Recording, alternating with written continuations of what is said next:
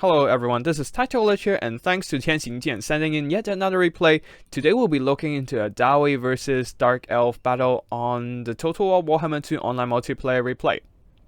So, for army builds, we have the dwarves deploying in a rather bizarre fashion, with one department as the vanguard with infantry and missile support, and the other as the artillery department. For the artillery group, we have a front line of dwarf warriors and a second line of explosive troops with ironbreakers and miners with blasting charges. At the back, the missile corps composed of quarrelers and a couple cannons. And further back, we have some dwarf warriors as reserves and also rear protection. For the vanguard deployment, we have ironbreakers, the Norgrimlings Regiment of Renown, the only elite troop of the dwarves that can actually vanguard deploy. And also we have 3 Rangers units as well as a Buckman's Rangers, accompanied by some miners. As for leadership, we have Belagar and Hammer coming in naked, but with decent melee combat stats and also a shield, he'll provide a pretty good anchor for the front line. For the Dark Elves, we have a build designed specifically to counter the Dawi artillery game, with 3 bolt throwers using their strength in numbers to overload the cannons and pick them off before the cannons can destroy their own artillery. For the infantry department, Harganeth executioners as well as Darkshot with shields, coming in with armor-piercing missiles and missile block chants. At the back, some Harganeth executioners, 3 of them actually, will be really efficient in clearing out all the Dawi frontline, as their armor-piercing and anti-infantry bonus will help them against the infantry fight. For mobility, we have some Cold One chariots here, armor-piercing, missile, and also weapon strength will be very effective in plowing through the dwarves. And over here, some Dark Riders with crossbows, providing an armor-piercing mobile missile platform as well as doubling as melee cav if necessary. Now back to the leadership. Supreme Sorceress coming in with Soul Blight as well as Spirit Leech. Basically using Spirit Leech to destroy cannon models while using Soul Blight to debuff the armor of Dawi infantry units. That's basically it for the army builds. Let's get a battle rolling and see how it turns out. The battle begins with the Dwarven cannons roaring, sending cannonballs into the Reaper Bolt Thrower crews. However, with 3 Bolt Throwers versus 2 cannons, no doubt the Dark Elves will win the artillery fight, since the Reaper Bolt Throwers, being very accurate artillery snipers, will overload these cannons with their numbers advantage, and with the Sorceress of Death supporting the artillery fight with her magic, the health of the cannon models are getting drained by Spirit Leech, and as you can see here, 1 cannon model is already down while the Reaper Bolt Throwers still have 8 models left. The Dawi no doubt will lose this artillery fight, as the Bolt Throwers and Spirit Leech combined is too much for the Dawis to deal with. However, with the advantage on the artillery fight, the Dark Elf seems to be a little bit slacking in terms of microing these Cold One chariots. Sitting in the open for far too long, the Rangers caught this opportunity and sent a lot of crossbow bolts into the Cold One chariots, punching through the heavy armor with sheer volume of fire, dropping them down to around 60% of their health. In response, the Dark Elves push up their Dark Shards and trying to chip away the Norgrimling Ironbreaker's health with armor-piercing missiles. With only bronze shields, so not exactly the highest missile block chance, the Norgrimling Ironbreakers does take some noticeable damage from the crossbows. But however, still, this is giving the Rangers a chance to counterfire into the squishier Dark Shards, and using that missile damage to really thin them down in numbers.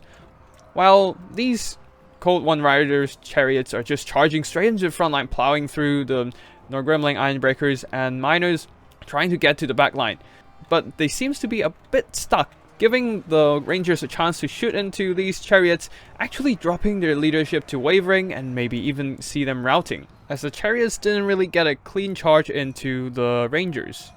Unfortunately, the Norgrimling Ironbreakers didn't manage to throw out their blasting charges, although the miners behind them managed to do so, dispatching these bleak swords with explosions, while the Rangers are continuing to fire into the unshielded Harganeth executioners as well as the Dark Shards, this one unshielded as well. So dropping them down to half health and doing some decent damage. In the far flank, Dark Riders are firing into the Dwarf Warriors over here, taking them down as they forgot to face the shields against armor-piercing crossbows. However, the dwarf players responded, turning them around and now using that corollars to counter fire. Back to the front line, the vanguard department here, the Code 1 chariots actually came back from routing, plowing straight through the rangers, dropping them down to half health as they still have all 3 models left despite being so low in health, rampaging straight through the dolphin lines and disrupting their ranger fire. Sadly, the Norgrimling Ironbreakers is broken due to sheer weight of armor-piercing missiles being seen off by the Dark Shards. So the Bleak Swords are free to push towards the Bugman's Rangers and the Rangers' backline, although they did bought enough time to finish off the Code 1 chariots. But now with the melee units from the Dark Elves in pursuit, the Rangers have to start running, pumping their Dwarven legs, going back to their main line. For the Dark Elves, since they won the artillery engagement, they decided to sit back on the hill and start peppering the Dwarven lines with bolt throwers. This is not a bad idea per se, since they did have the advantage of artillery fight and they can just basically chip out the health of the Dwarven units from afar. The problem is there are not that many targets to shoot at. A lot of these Dwarven targets are rather low in terms of cost, and the Dwarf player seems to notice that his Rangers are doing quite a bit of damage in their skirmish as they were shooting at all the Dark Shards and other valuable units of the Dark Elves. While the Reaper Bolt Throwers doesn't seem to be doing a lot more damage in return. So that's why he was just sitting here tanking the damage while retreating their Rangers and maybe counterfire when there's a good chance, as the Dark Riders did charge in, being a little bit rush and reckless, trying to break these Bugman's Rangers. But the problem is, without shields and armor, the Dark Riders are very susceptible to counterfire as the Rangers start firing into this blob, chipping away the health of these Dark Riders. And even some Norgrimling Ironbreakers came back and throwing the blasting charges into the fray, sending a Dark Rider unit running with all the accumulated damage and morale debuffs, while the other has taken some damage as well. Yes, they broke some Bugman's Rangers and Rangers, but is it worth it? I believe it is not, as the Dwarf Warriors are here to plug the gap and maybe start fending them off and using these Rangers to really thin down the skirmishing firepower of the Dark Elves. Now back to the artillery fight, you can see here, after such a long bombardment, the only noticeable damage might only be these core rollers, and it's not actually doing that much damage, even after they almost expanded all their ammo. One huge factor to this kind of low damage is probably distance. As you can see here, the bolt throwers are firing in scatter shot, and these shots expand according to distance. That means that the further the shots land from the artillery, the more they spread. Sitting on the edge of their range and start shooting into targets from afar is actually a very inefficient use of their ammo, as a lot of the shots are landing outside of the unit formations, wasting a lot of the damage potential on the units. And sitting back over here is actually a decent strategy, as it is not about how much damage you can deal against the enemy sometimes, but more of whether you can minimize the damage you take from them and outgrind your opponent. Now let's speed up the artillery bombardment and the repositioning process a little bit. Another thing worth noting is the murderous prowess being wasted over here. You might remember that Dark Elves does have this very convenient ability that when enough combatants died on the battlefield, they will get buffed in terms of attack and charge bonus. However, this does have a time limit, so engaging in long-range artillery combat, not engaging in melee with all the key units, the Hargan of Executioners and the Bleak Swords, means that these melee buffs will be wasted, and they sorely need this to cut through the tough melee defense of the Ironbreakers, who have 66 melee defense. And without Murderous Mastery of Murder prowess, Hargan of Executioners only have 38 melee attack. Even with the bonus versus infantry giving them higher melee attack against infantry sized models like the Ironbreakers, they still do not have enough melee attack to consistently land hits on the simply superior melee defense of the Ironbreakers. This gives the Dwarves a much better chance to fight back and maybe grind out the Dark Elf units, as the Dwarven frontline can hold a little bit longer. And now with the conclusion of the skirmishing phase, finally, Rangers retreating back to the safety behind the infantry line, the Dark Elves, despite wasting all their murderous masteries, finally decided to push up and engage in melee combat, as their Reaper Bolt Thrower crews are running out of ammo. This one having their Reaper Bolt Throwers destroyed earlier and only 4 more crewmen left, rearmed this one Reaper Bolt Thrower and start shooting into the fray. Well, over here, these Dark Shards, being so damaged from the early skirmishing, comes in and try to skirmish and focus down the Dwarf Warriors, Dwarf units and whatnot. And now the Harganev Executioners are charging into the Dwarven front line, where the Warriors and the Ironbreakers are pushing forward, trying to screen out the Dark Elf Infantry to provide some more space for the ranged units to fire. But yeah, despite being heavily bombarded by all the Reaper Bolt Thrower fire for so long, the Dwarves are still having a pretty decent fight chance as the blasting charges raining into the expensive Harganev Executioners, wrecking them on the charge. Minor units being so cheap, doing some really significant damage. Very cost-effective use of their blasting charges. While the Ironbreakers sitting at the back, using the Dwarf Warriors as an anchor, pinning the Harganev Executioners in place and chugging their own explosions into the fray. As a result, this Harganev Executioners, before even getting into the Ironbreakers, are only down to half health. With the Dwarves blunting the Dark Elf push with blasting charges, things are not really out of it yet, despite the balance of power saying that the Dark Elves has the advantage. As a lot of the Harganev Executioners are rather damaged from all the blasting charges, another volley sent in, wreaking havoc and carnage in the front line of the Dark Elves. Reaper Bolt Thrower crew is broken off, Harganev Executioner breaking as well. They will be able to surround this. Harganev Executioner doesn't even need to surround, they just breaks under the weight of Ironbreakers and crossbow bolt firing.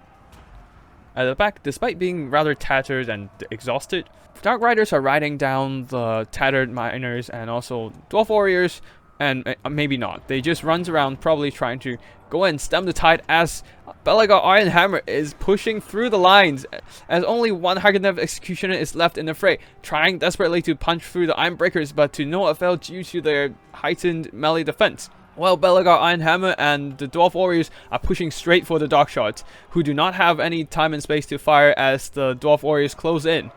Right now, Dark Elves have no reserves in the back, so the Dark Elf player trying to use the Reaper Bolt Thrower crew to bog down Belagar, while the Dark Shards are just legging it for their lives. And back to the main Dwarf formations, being pinned down by Ironbreakers, hacked open by mining and pickaxes, and also getting shot in the back by Dwarven crossbows. These Harganev Executioners are not enjoying their time in here whatsoever. Probably will be broken once these Rangers charging into melee, who actually are getting bogged down by some tattered Dark Riders, and as you can see here, already routing, while the Supreme Sorcerers of Death trying desperately to pin the Rangers down. But honestly, things are pretty much out of hand for the Dark Elves, as the damage potential, the Dark Shards here are getting pushed away by the Dwarven Warriors, unable to fire, while Belagar Ironhammer still being so healthy. The only hope for them to take him down are these Harganev Executioners. Probably a decent surround would do the job. However, them being so tattered means that they have a limited damage potential. The Supreme Sorcerers of Death being the only mobility left, these guys, these Dark Riders over here, are basically wavering and can be discounted. As the only remaining mobility, Death Sorcerers are just running around ping-ponging between Ranger crews, trying to shut them down, but it's not really enough to save these Harganev Executioners, as they are already wavering despite only fighting mere miners. The Ironbreakers are like, okay, you know what? They're not worth my time here. We're just gonna go for somewhere else. Of course, Belagar Ironhammer being surrounded by the Harganev Executioner means that he's gonna take some damage, but it's not a fight that he can't get out with. And also, Dark Shards somehow being blocked by the Harganev Executioners, unable to fire into the guy, while Dwarves not giving them the time to fire, pushing forward with a steady march, forcing them off, and Belagar Ironhammer can duel these Harganev Executioners in safety. Actually, they are doing him quite a number here, despite being so low in health and numbers. At the back, with the help of some crossfire, these Dwarf Warriors are seen off and will be run down by some Harganev Executioners and the Sorcerers, while the other Dwarf Warriors are also getting pushed off. A quick glance at the Dwarven backlines. Rangers here used up all their ammo, now might have an issue in taking down the Dark Elf skirmishing forces, as they still have some ammo left, after being prevented from firing by Dwarven Warrior Pursuit.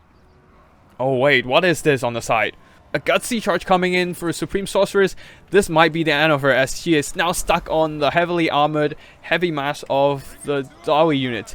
Being surrounded, being hit in the back by the heavy hammer of Belagar, the Sorceress is gonna be routed as her life is drops so very low, and the balance of power pushes all the way down to army losses, sealing the fate of the Druki. With the defeat of the Dark Elves, another grudge shall be crossed from the Great Book of Grudges. Now, before we go into the army performances, I'd like to thank you for watching my video, and if you do enjoy it, don't forget to hit that like and subscribe button, as I will be regularly uploading content on tips and strategies for multiplayer, wild builds, or just general battle replays like this one. And if you have any battle replays that you feel like you're proud of and want to showcase to everybody, feel free to send me the replay via Discord or email, and I'll be sure to have a look at it and see if I can make it into a video. Now, with that out of the way, let's have a look at both armies. For the dwarves, the front line here, the miners actually did some okay damage on this one as well, with their blasting charges. However, the infantry, the dwarf warriors, didn't manage to do too much damage, as their main objective is just to hold back the enemy, allowing the ranged units, the rangers, the quarrelers to dish out the damage. Rangers here getting over 1,200 value and over 1,000 on this one, do some really nice heavy lifting on these guys. This one still managed to earn back their value and something more. As for the quarrelers, this one gets focused down by the bolt throwers, so not managing to get too much value, but this one still managed to recover their value and also adding a little bit more. As for the Buckman's Rangers, they didn't manage to expand all their ammo, as the Dark Riders were pushing in and surrounding them, overwhelming them with numbers, as well as the Bleak Swords. And cannons, they got sniped out early, so not much value on them as well. Ironbreakers though, these Ironbreakers chucked in their explosions into the Harkonneth Executioners, ruining the days of these elite rookie troops. While the Norgrimling Ironbreakers not doing a lot of damage, but in return they absorbed a lot of those dark shot fire, just basically tanking out as long as possible, and pretty much down to the last handful of men. Belagar Iron Hammer not having any abilities and whatsoever, just mostly there as a cheap and powerful lord melee combatant, managed to get 1,000 value in the end. As for the Dark Elves, the one grave mistake that cost them the game is charging in that Death Sorceress into the melee combat in the end. Being surrounded by Dawi units and unable to extricate herself from the engagement, a lot of balance of power for the Dark Elves is lost due to the fact that their Lord's HP is so low. And of course, the other mistake is just hanging back for way too long, as the Dark Elves tend to benefit from aggressive playstyle where you push forward and just really maximizing the benefit from the murderous prowess and murderous mastery to dish out additional damage to your opponents. And this time, the Dark Elf player missed it. Sitting back, and the Harkonneth Executioner didn't really get too much damage done. None of them recovered their value, and this one only getting 272, as their charges were blunted by the explosions from the blasting charges. As for the Bleak Swords, they didn't really manage to recover a lot of their value as well. This one only 46 value, as they are mostly getting blasted by the blasting charges. These two did okay, so not a great performance in the front line. As for the back line, the Dark Shards did decent damage. This one get focused down by Rangers, while this one getting 1,100 value, but they do not have the chances to properly fire and really suffered from the Rangers' counterfire. Their shorter range really put them in a disadvantage in a direct shootout, and that is partly what cost them. As for the Dark Riders, we see some very aggressive use, but not exactly the best use, as the Dark Riders trying to charge into Buckman's Rangers was able to be focused down by the Rangers, while the Dark Riders are just occupied in melee and slowly dragged down in melee combat as well as range fire. Cold One Chariots managed to get 800 value only, not being maximized in terms of potential, so could have used a bit better micro than that. Now, Bolt Throwers, they managed to expand all their ammo, but this one getting ruined by the cannons earlier, and these two only getting 964 damage value and 892. For an artillery, this is not at all impressive, considering they've expanded all their ammo. Normally, if you manage to expand all your ammo on the artillery, you want them to at least recover double the value of the unit. However, over here, since they fired from afar, the scatter shot didn't really manage to concentrate onto a single unit. As I said, they wasted a lot of their damage potential. and the Dawi player held back wisely, holding out against the artillery bombardment, and managed to tank out the damage as the Dawis are just tough and stubborn, never buckling. And yeah, this shows that sometimes why hanging back is a good idea, because if the dwarves decided to rush forward, the Dark Elves will have a huge advantage as where they will be activating the murderous prowess and murderous mastery in the middle of melee combat, slaughtering many dwarves. And also, the artillery here would have a much more concentrated spread of their scatter shots, basically acting as a shotgun and blasting the dwarven frontline in the face, doing much more effective damage. So that's basically it for today. I hope you enjoyed the replay. Thank you for watching, and I'll see you in the next one. Tactical Lich, signing out.